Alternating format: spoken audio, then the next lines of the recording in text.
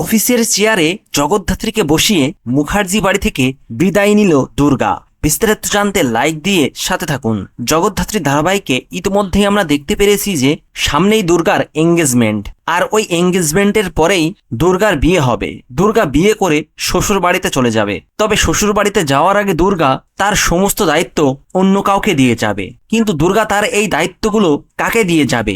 মুখার্জি বাড়িতে এমন কেই বা আছে যাকে কৌশিক মুখার্জি বিশ্বাস করবে, যাকে দুর্গা ভরসা করবে?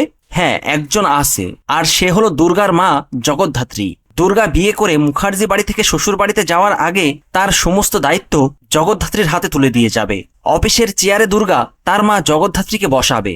তবে এই সিদ্ধান্তটা দুর্গা কৌশিক মুখার্জির সাথে আলোচনা করে তবেই নেবে। আর এই কথাটা দুর্গা বৈদেহী মুখার্জি উৎসব ও মেহেন্দির সামনে জানিয়ে দিয়েছে। সে মুখার্জি বাড়ি থেকে চলে যাওয়ার আগে তার সমস্ত দায়িত্ব কৌশিক মুখার্জির সাথে আলোচনা করে জগদ্ধাত্রীর ওপরে দিয়ে যাবে।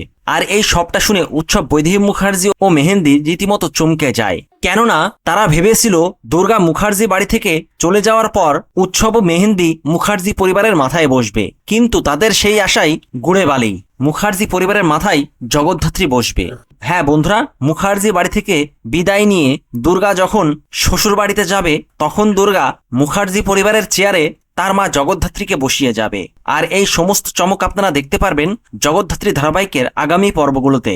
ভিডিওটি ভালো লাগলে লাইক ও শেয়ার করুন, আর চ্যানেলটিকে সাবস্ক্রাইব করে সাথে থাকুন। ধন্যবাদ।